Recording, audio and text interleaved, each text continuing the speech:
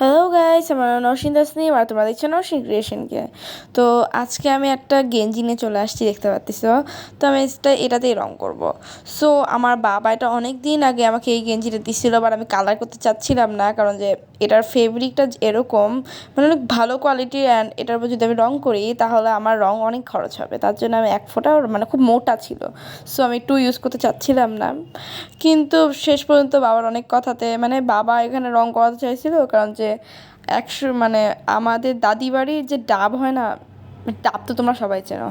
তো ডাব গাছে ডাব হয়েছিল, তো ওই ডাব আমাদের খাওয়ানোর জন্য বাবা ডাব কাটতে যেয়ে ডাবের পানি সব এই সাদা গেঞ্জিতে লেগেছিলো। তো তার জন্য পুরো গেঞ্জি একটু আবছা আবছা কালারের হয়ে যায়, মানে একটু কফি কফি কালারের। তো আমি ডিজাইন করতেই পারতাম বিভিন্ন ধরনের, বাট আমি ভাবলাম যে এটা মাশরুম আঁকি তাহলে দেখতে অনেক কিউট লাগবে। মানে আমরা ফুল ফ্যামিলি মিলে ভাবতেছিলাম যে কী আঁকা যায়, কী আঁকা যায়। পরবর্তীতে বাবা বললো যে মাশরুম আঁকো।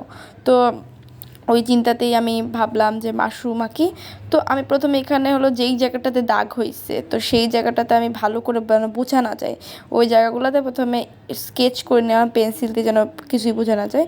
তো তারপরে হলো আমি 3টা মাশরুম আঁকলাম, আর ছোটো ছোটো কয়েকটা ফুল এঁকে আমি ঘাস আর পাতা আর ঘাস এঁকে দিলাম, যেন একেবারে ন্যাচারাল ফিল হয়। তো আমি এটাকে ভালো করে এক্রেলিক কালার হয় না, ওই এক্রেলিক কালার দিয়ে রঙ করবো এখন। বাই দ্য ওয়ে, কোনো আমার প্লাস্টিক, টিন অথবা যে কোনো যে কালারগুলো, এগুলো বেশিরভাগ টাইমে এক্রিলিক কালারই ব্যবহার করতে হয়। তো আমি এক্রিলিক কালারই ব্যবহার করতেছি।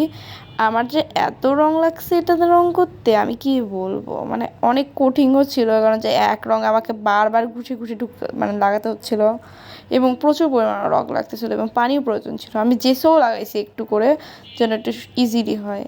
তো পরবর্তীতে আমি একটু ইয়েলো কালার দিয়ে চারিদিকটা শেড করতেছিলাম, আর তোমরা দেখতেও পাচ্তেছো যে পারফেক্টলি ব্লেন্ডও হতে পারতেছে না এই গেঞ্জিটার উপরে।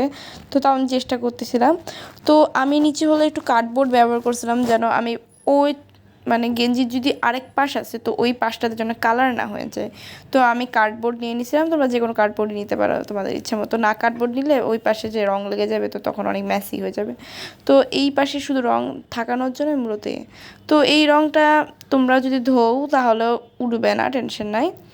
আর পারফেক্টলি শেড করার পর আমার মনে হচ্ছিলো কিছু একটা খালি খালি, সো আমি একটা প্রজাপতি আঁকার চিন্তা করতেছিলাম, ব্লু কালারের, একটা স্কাই ব্লু কালারের।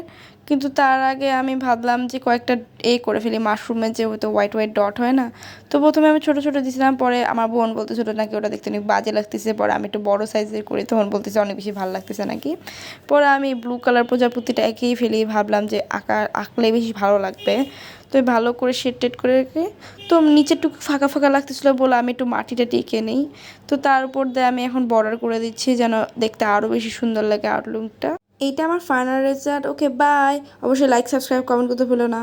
Okay bye bye.